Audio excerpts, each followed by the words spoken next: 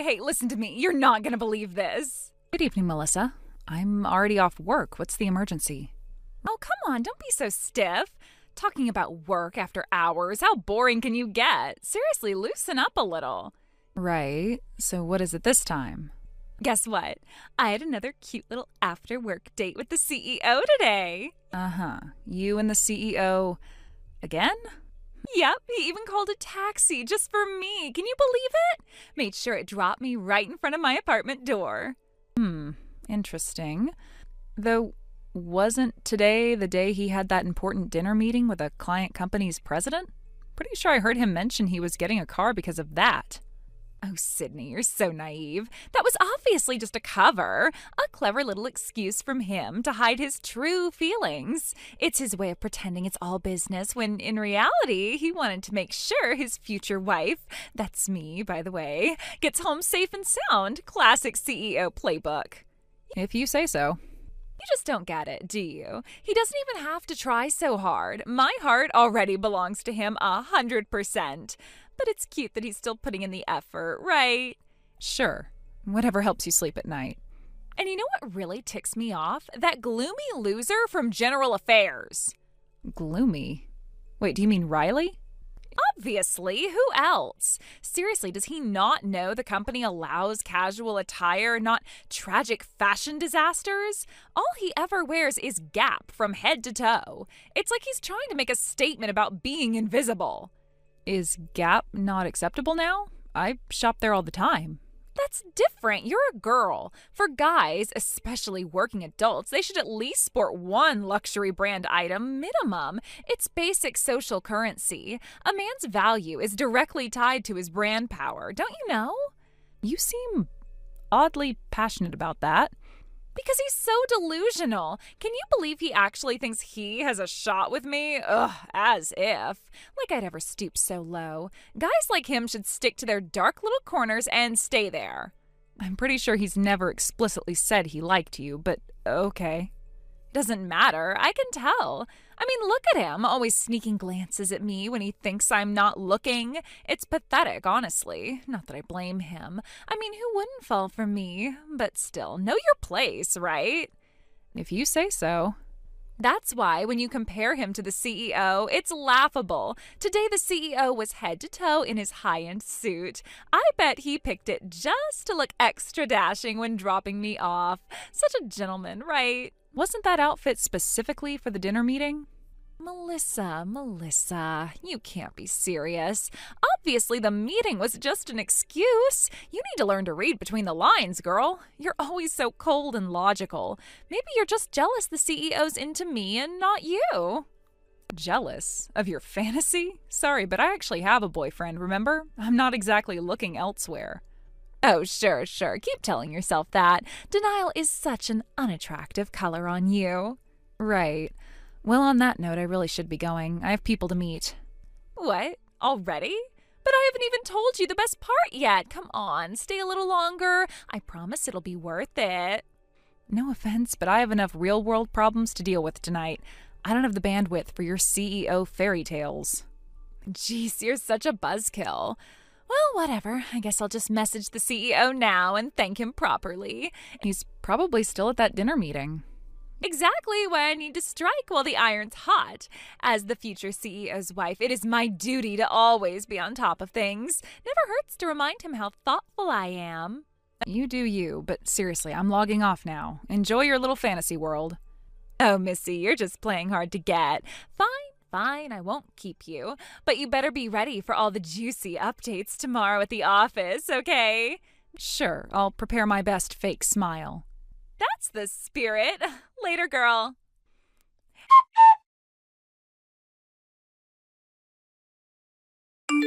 Hey, let me guess. Did the CEO finally unload his frustrations on you? Bingo! About an hour's worth of venting on the phone non-stop. Oh man, you've got my sympathy. That's brutal. Right? I mean, I get where he's coming from, so I tried to listen without rolling my eyes. But seriously, today's Sydney meltdown, that was next level ridiculous. Tell me about it. I even got dragged into her delusional little love fest via text. Sorry, dude. Poor you. You know, the CEO just wanted a cab to the client dinner, right? But Sydney thought it was a personal chauffeur service just for her to her house. Yeah, I heard the whole saga. Apparently she just hopped in the moment the CEO got in, didn't even ask. She told the driver her address like she owned the place. Exactly, and she wouldn't even let the CEO speak up. I guess she grabbed his hand and started gushing about their special connection. The poor guy couldn't even get out of the car.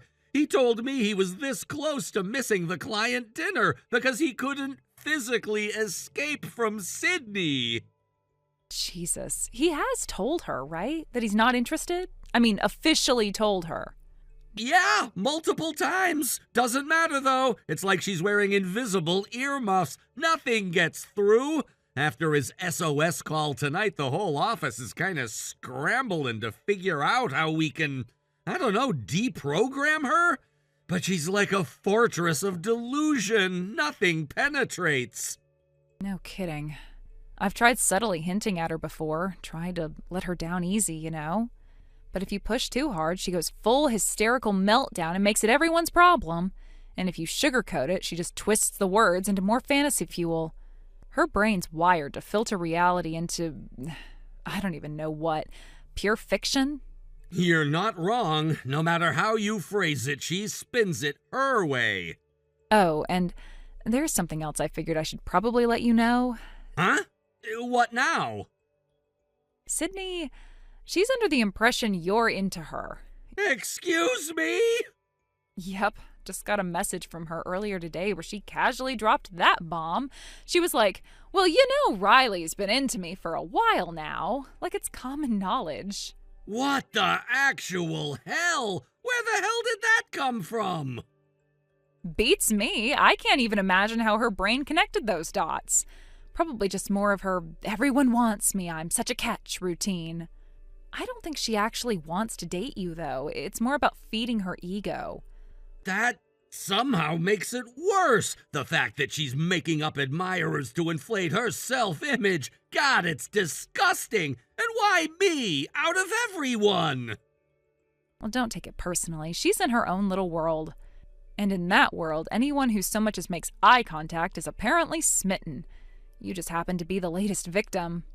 Honestly, I'd say best approach is to ignore it. If you challenge it head on, she'll just go nuclear and start dragging it into work meetings.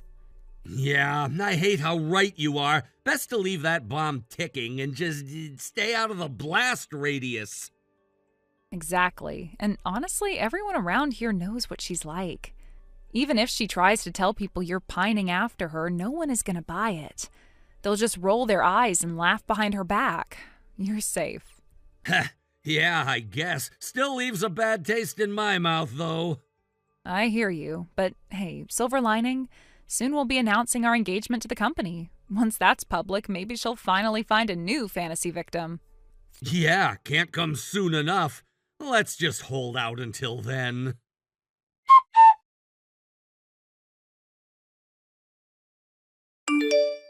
Hey, Melissa, guess what? I came up with this super fun game just now. Fun game? Should I be worried?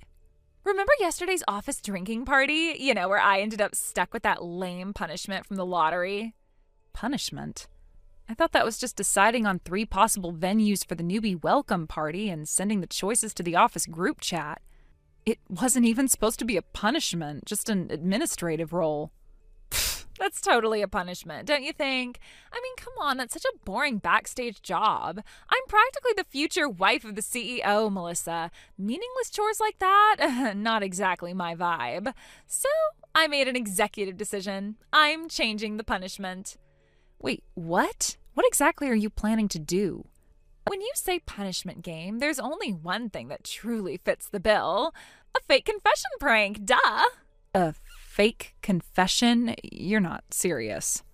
Totally serious. You know the drill, right? Confess to someone, get them all flustered and happy, and just when they're floating on cloud 9, bam! Surprise! It was a punishment game all along. Classic, right? Come on, it'll be hilarious. No, it won't. That's not funny, Sydney. That's just cruel. Oh, lighten up. Think about it. They get confessed to by me. It's basically giving them the best day of their life, even if it's just for a minute. I'm basically doing them a favor. They should be thanking me. Sydney, who are you even planning to pull this on? Obviously, Riley. What? Come on, it's obvious. Have you seen how chummy Riley's been with the CEO lately? Don't you think it's like some sad attempt to get my attention? I mean, I'm the one who's going to marry the CEO after all. You think Riley's trying to get your attention? Really? Totally. It's like this desperate, awkward, look at me too thing, you know? Kind of adorable in a pathetic way. I think you might be overthinking this or misreading massively. Melissa, please. You wouldn't understand the burden of being as popular as I am. It's exhausting having to fend off all these low-key love attacks, but I've decided it's time. It's time to do Riley a favor and give him a clean, decisive goodbye ritual. You know, so he can finally move on and stop clinging. Sydney, seriously, stop. You can't do this. It's not just childish. It's humiliating for Riley. Don't you have an ounce of empathy? You're taking this way too seriously, girl. It's just a joke. Better to end it now before he starts getting all clingy and complicates things for me at work. You're really going to go through with this, aren't you? Of course. It's a punishment game, Melissa, and I always follow through. I'm a woman of my word, after all. It's like a matter of pride. Fine, but at least wait 20 minutes. Huh? Why? Riley's still working. If you pull this prank while he's swamped, it's going to cause even more chaos. Oh, right. He's still on the floor, isn't he? Okay, I'll be generous. I'll wait 20 minutes. Then I'll slide into his messages and deliver the most dramatic, heart-pounding confession of his life. This is going to be so good. You better be ready to see history in the making, Melissa. I'm not sure I want to see that train wreck, Sydney, but I guess I can't stop you, can I?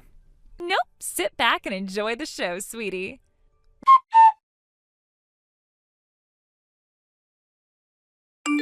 Riley, done with work yet? Good evening, Sydney. Is there something I can help you with? Jeez, you don't have to be so stiff with me, you know. Is there a reason I shouldn't be? You're still technically my senior at the company, and I'm responding as I always do. Oh, come on. Actually, I messaged you tonight because I thought it was finally time to respond to your feelings. I'm sorry, what exactly are you talking about? Shh, don't say anything yet. Let me say it, okay? Let me be the one to put it into words. I like you, Riley. What? You're shocked, right? I mean, who would have thought we were secretly into each other all along? But that's what it is. I can't hold back anymore. My heart's practically bursting. So what do you say? Let's stop wasting time. Come over to my place right now. Let's become one. I'm on my way. Like hell I am. Full rejection activated. Huh? Sorry to crush your little fantasy, but no thanks, Miss Delusional. I already knew about your little punishment game. What? That can't be. Melissa was the only one who knew. Oh, don't tell me. Yup, Melissa tipped me off earlier. Apparently you've been running your mouth about your little prank plan. Melissa, oh, that snake. She's just jealous, isn't she? Jealous that I'm so popular? Wrong again. What's so wrong about it? Melissa found out you were plotting some pathetic prank on her fiancé. She did what any reasonable person would do. She warned me. Fiancé? What did you just say? You heard me right. Melissa and I are engaged. We'll be announcing it to everyone at work soon enough. What? No way. You're just messing with me, right? You like me, don't you? You always did. Where on earth are you getting that from? I've never had even a sliver of romantic interest in you. Then why are you always buddy-buddy with the CEO? That's obviously your way of showing off to me, right? You wanted me to notice you. Not even close. Then what is it? Because the CEO's going to be part of my family soon. Huh? What are you talking about? The CEO's getting married next spring. Yes, Finally, he's going to propose to me. I knew it was coming. No! The CEO's fiancée is Melissa's older sister. What? They've been together for 7 years now. They always planned to announce their engagement in the CEO's 3rd year of tenure, which is next year. 7 years? That's right. Sorry you had to find out like this, but I figured someone had to finally burst your bubble. But no one ever told me. Why would they? You're just a regular employee. They don't owe you their private life updates. Just an employee? How dare you? It's the truth, Sydney. The CEO treats everyone kindly. He praises all of us when we do good work, but you took those words and twisted them into something they're not. Honestly, if you paid even a little attention to how the CEO handles people, you'd have realized he treats you exactly the same as everyone else. No more, no less. No, that's not true. I know what I felt. He always said such nice things to me. He says nice things to everyone. And just so you know, the CEO's been venting to me for a while now about you. He's been seriously stressed out because you won't stop throwing yourself at him. Liar. He's been carrying stomach meds around because of you, Sydney. That's how much you've been pushing him to his limit. Stomach meds? No way. And since we'll soon be making our engagements public, let me make this crystal clear. Leave the CEO alone, for everyone's sake, including yours. Wait, what about my seat as the future CEO's wife? That was supposed to be me. That seat was never yours to begin with. You just convinced yourself it was. You can't do this to me. You can't just cut me off like this. This conversation is over. Good night, Sydney.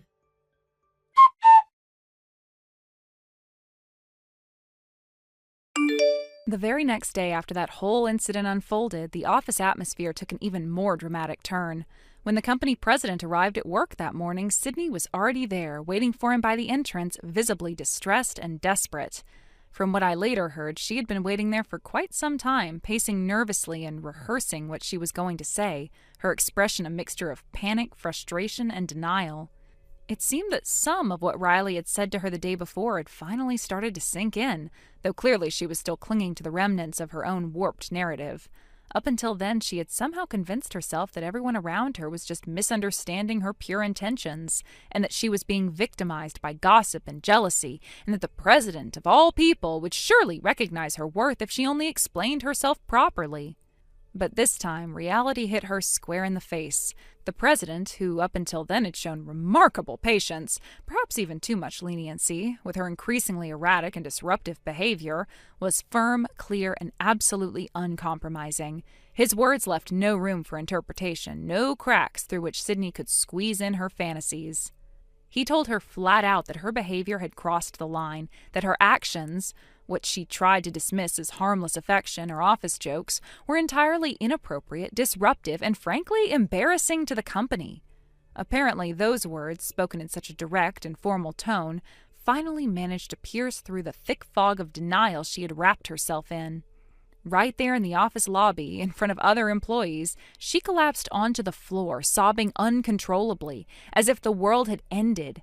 No one moved to comfort her. At that point, sympathy had long since been eroded by months of her one-sided obsessions, her bizarre stunts, and the chaos she had created for everyone.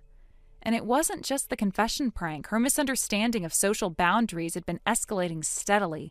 From unsolicited gifts, personal messages, and unwanted physical proximity to more disruptive behaviors that interfered with workplace dynamics, Sydney had become a ticking time bomb of HR violations. The president, taking into account not just the immediate scandal, but also the long-term impact on the company's morale and operations, issued her a final non-negotiable ultimatum. One more misstep and she would be dismissed. No warnings, no discussions. She was already on thin ice, and she had no more chances left. Surprisingly, for the next couple of months, Sydney seemed to calm down. Perhaps the public humiliation, combined with the president's clear stance, forced her to retreat into herself. people started to relax a bit, hoping that maybe this time she had finally learned her lesson and would quietly mend her ways. But, of course, it wasn't meant to last. About 2 months later, she latched onto a new obsession, an 18-year-old fresh out of high school recruit who had just joined the company as a trainee. And once again, her delusions resurfaced with a vengeance. Ignoring the obvious age gap, the boy's discomfort, and the whispers from colleagues, she began showering him with attention, trying to monopolize his time, even going as far as waiting for him outside his apartment complex. Things escalated quickly, and it didn't take long before the young employee, clearly terrified and overwhelmed, reported her to the police. There was no more room for the company to cover for her or to protect her from herself. This time the law got involved. The incident turned into an official harassment case, and Sydney was immediately terminated. Her employee badge revoked, her desk cleared out under supervision. After that, she vanished from the professional circles entirely. What I heard later, through the inevitable gossip vine, was that she was taken back to her hometown, a small rural area far from the city lights she had once aspired to bask in.